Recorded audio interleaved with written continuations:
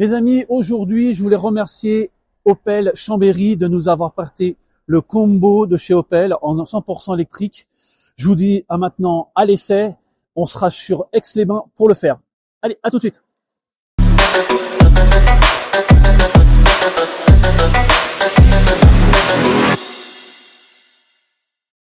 Bon, ben les amis, on est donc dans le Opel Combo.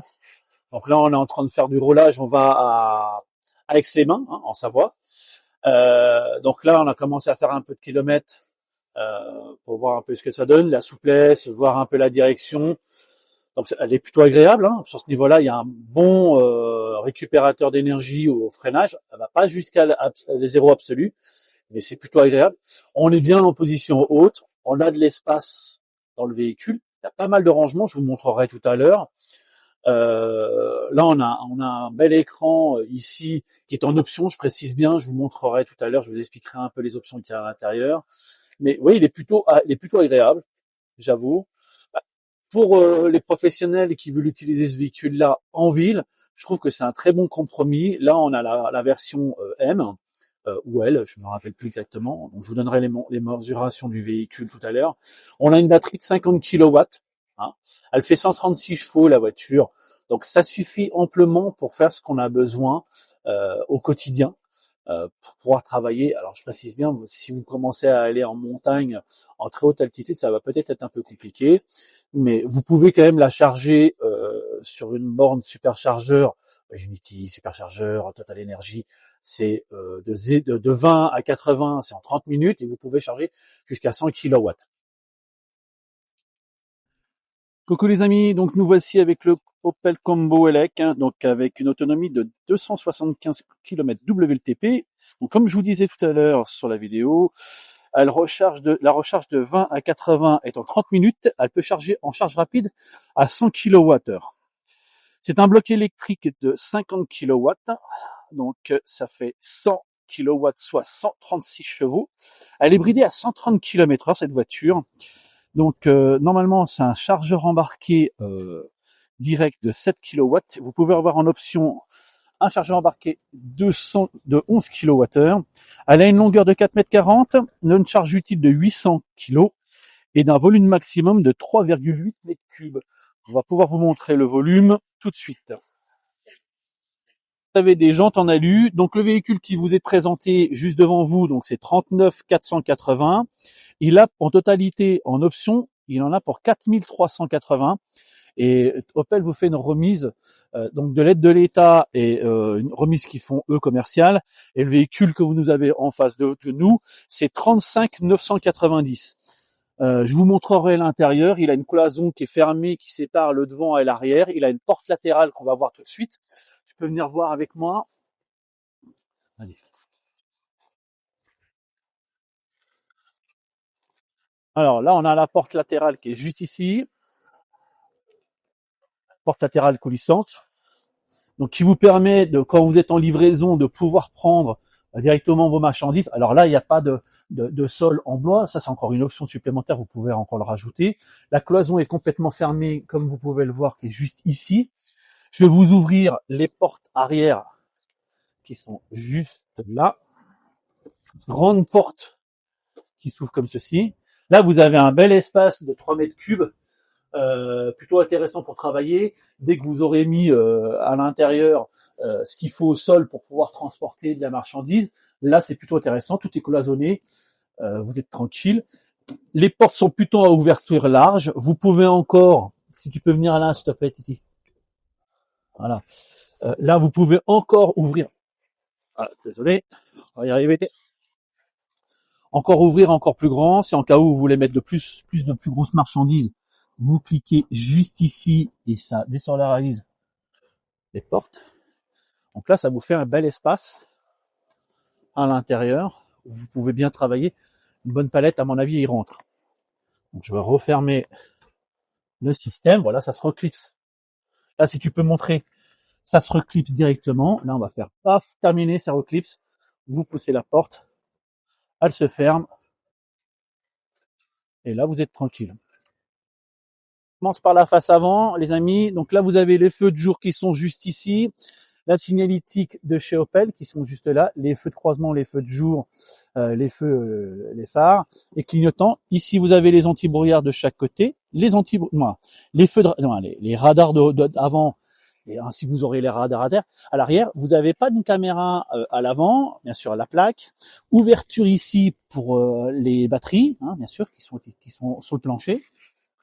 On passe sur le côté, donc des jantes en alu avec des pneus Michelin que vous avez là, qui sont je vais pas vous dire de bêtises, c'est du 16 pouces, ici du 215/65 R16, les répétiteurs qu'on s'appelle de clignotant, le gros rétro, là vous avez plutôt gros rétroviseur, donc la porte latérale qui s'ouvre comme ceci.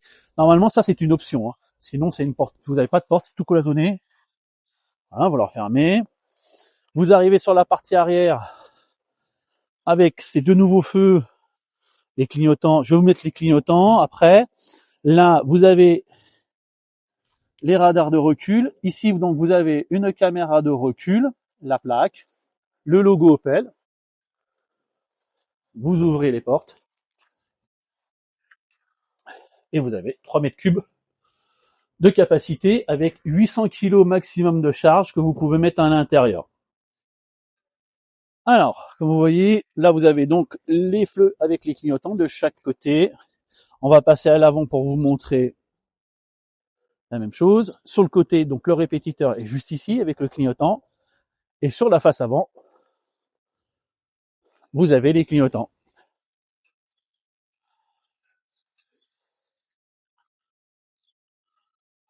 Alors là, voici la contre-porte. Donc là, on est dans un véhicule utilitaire, je précise bien, donc tout est en plastique dur, ce qui était normal. Vous avez plusieurs rangements, donc un là, un ici avec une enceinte, la poignée pour pouvoir sortir, la poignée pour pouvoir maintenir. Ici, vous avez les réglages des vitres. Voilà, comme ceci. Réglage des rétroviseurs, fermeture centralisée. Ici, vous avez les réglages pour la luminosité, la hauteur des feux, réglage qu'on s'appelle des feux. Là, si je me mets devant, je vais vous montrer. Normalement, on a les feux. Ils ont dû peut-être pas s'allumer, mais bon, je vais vous les mettre après. Pas grave. Alors, là, vous avez un porte-gobelet ici, un rangement qui est là, qui est juste ici, le volant, avec une grande jante, avec le logo Opel. L'affichage, c'est tout affichage à l'ancienne, donc vous avez bien sûr tout ce qui est à l'aiguille, vous n'avez pas d'affichage numérique, je préfère préciser. Là, vous avez le réglage sur le volant qui est donc le régulateur de vitesse, limiteur de vitesse. Ici, c'est tout ce qui est volume radio, donc ici pour le volume de la radio. Voilà, ça c'est les sources.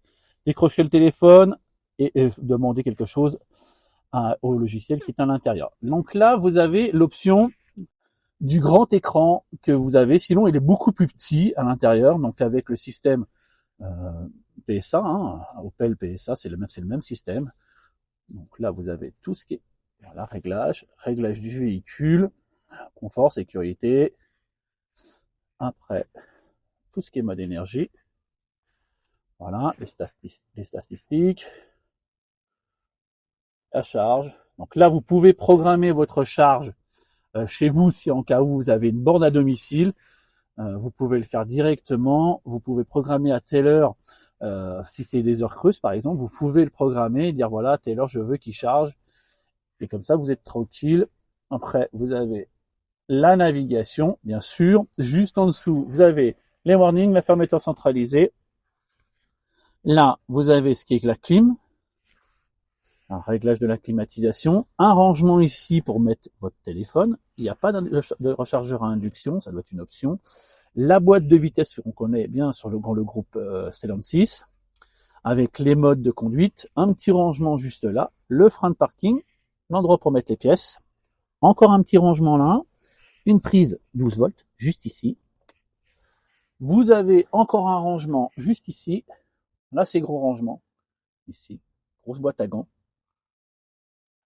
Un petit rangement là. Un porte-gobelet, les aérateurs. Et là, vous avez encore un rangement juste ici. Vous n'avez pas de boîte à gants sur la partie basse, vous l'avez juste là. Vous avez encore un rangement juste ici où j'ai mon calepin avec mes renseignements. Et après, on fait le tour, on retourne, et vous avez donc la cloison, qui est juste là, complètement, cette partie-là est complètement cloisonnée. Le siège passager, à réglage manuel, et après, vous avez encore des rangements sur le haut. En réalité, vous avez de quoi ranger vos papiers administratifs. Ici, c'est en cas où vous avez besoin. Voilà. Donc, sur ce niveau-là, c'est plutôt sympa. Pour un professionnel, ça va très bien, je trouve. Ça suffit amplement. Donc, je disais, le véhicule, c'est 275 km WLTP. Là, on a fait quelques kilomètres, on avait 202 kilomètres. On a fait Chambéry, Chambéry-Champ-Nord, jusqu'à Aix-les-Bains. On a fait quelques kilomètres, on est à 196. Le plein n'était pas fait. Il fait un peu frais aujourd'hui. On a quand même des températures qui sont plutôt douces avec un vent plutôt qui fait froid. Donc c'est sûr que ça va baisser. Alors, je dis pas que ça va complètement baisser la batterie. Sur l'autoroute, j'estimerais plutôt que vous ferez plutôt 150, 170 kilomètres. En ville, à l'utilité de la ville, vous ferez 230 km, 250 km à mon avis, en faisant attention à utiliser le break, donc le récupérateur d'énergie sur ce véhicule. Je précise aussi que le récupérateur, il va pas donc jusqu'à zéro. Donc si vous lâchez l'accélérateur, la voiture va freiner, mais s'arrêtera pas intégralement. Donc voilà. Donc maintenant, je vous présente encore deux, trois petits détails et après on va rouler. Voici donc les feux allumés avec comme cadre, là, on a le lac d'Aix-les-Bains. Magnifique cadre. Si en cas où vous venez en Savoie, n'hésitez pas à passer par là.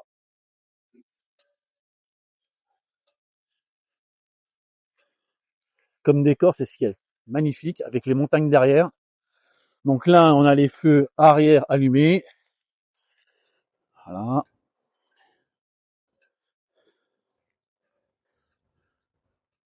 Et maintenant, on va rouler. Alors les amis, voici donc l'intérieur du véhicule, donc le bloc moteur électrique. Comme vous voyez, le bloc moteur est ici. Là, vous avez tout ce qui est câble électrique. Hein. Donc là, la batterie 12 volts, vous avez là. Donc là, vous avez pas mal d'espace encore. On aurait pu presque mettre un frunk pour pouvoir mettre les câbles électriques, ce qui est un peu dommage. Mais bon, c'est quand même tout petit, hein, un bloc électrique. Hein. Je vais vous montrer aussi la prise, tant qu'on y est. Ah, voilà, je vous montrerai la prise, la prise de charge. Voilà. Alors, prise T2, prise de ville. Normalement, et sur ce véhicule-là, de base, vous avez un 7 kWh. Et si vous prenez en option, vous pouvez avoir un chargeur embarqué de 11. Et là, si vous prenez la DC, vous pouvez charger sur une prise rapide jusqu'à 100 kW, donc de 20 à 80 en 30 minutes.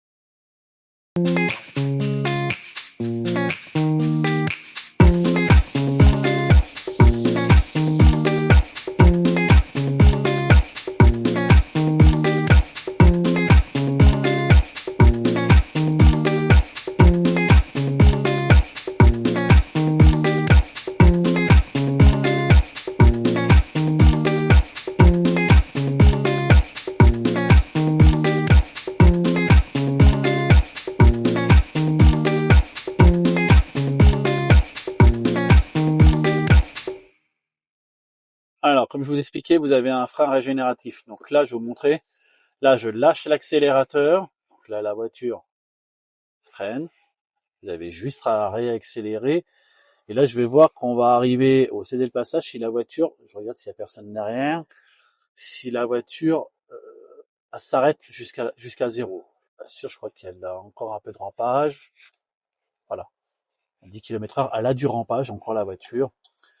Donc là, ce qu'il faudrait, c'est ce que dit, ça fait un petit moment que je le dis aussi, ils ont un mode break chez le groupe Stellantis et il faudrait un break plus. vraiment que vous ayez une récupération d'énergie au maximum, qu'elle vienne jusqu'à zéro absolu. Vous pourrez récupérer plus d'énergie parce que comme vous pouvez le voir sur l'écran qui est juste ici, je sais pas si Laetitia tu peux montrer. Ici en réalité sur l'écran que vous avez là, vous avez la partie quand je roule doucement, que je lâche à peine mon accélérateur. Là, donc là je suis en mode éco. Si je lâche légèrement, on le verra tout à l'heure. Je vais pas non plus faire embêter les gens, mais du moment où vous lâchez légèrement votre pédale dans l'accélérateur, vous êtes en charge. Donc vous récupérez de l'énergie. Donc c'est l'inertie du véhicule qui fait, et le fait que vous lâchez, qui recharge vos batteries. Donc on va essayer de faire le mode ici. Voilà. Là on peut le voir. Là on recharge tout ce qui est en vert. Et du moment où je vais accélérer pour avancer, on va repasser sur la partie. La batterie me donne de l'énergie pour pouvoir avancer. Donc, le but, c'est d'avoir un mode break. Alors le mode break, il est bien, mais il manque un tout petit peu, je dirais, de force pour qu'il soit un peu plus puissant, que vous puissiez récupérer encore plus d'énergie et que avoir de l'éco-conduite. Le but, c'est ça. Dans un véhicule électrique ou dans un véhicule hybride, rechargeable, le but, c'est de faire des économies d'énergie. Plus vous faites d'économies d'énergie, plus vous pouvez aller loin. Donc là, le but, c'est ça. Ça sert à ça. Donc là, comme vous pouvez voir, là, on accélère, donc automatiquement, ça sera toujours bleu. Au moment où vous allez lâcher l'accélérateur, donc la personne qui sera derrière, elle, pensera que je freine, mais en réalité, non. Je lâche juste l'accélérateur, voilà. Et là, vous faites de la récupération d'énergie. Là, vous êtes toujours à 50 km/h. Et là, on accélère et on repart. Bon, mais les amis, on arrive à la fin de l'essai. Je voulais encore remercier euh, Opel Chambéry et ses équipes de nous avoir prêté ce véhicule-là. Euh, on se dit à très très vite. Pensez à vous abonner, à partager et à liker. Ciao, ciao!